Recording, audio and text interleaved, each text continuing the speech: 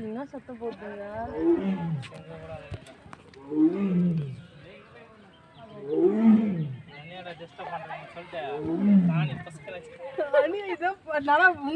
வந்து மறக்க முடியாத அனுபவம் இங்க வந்து இதுதான் வீடியோ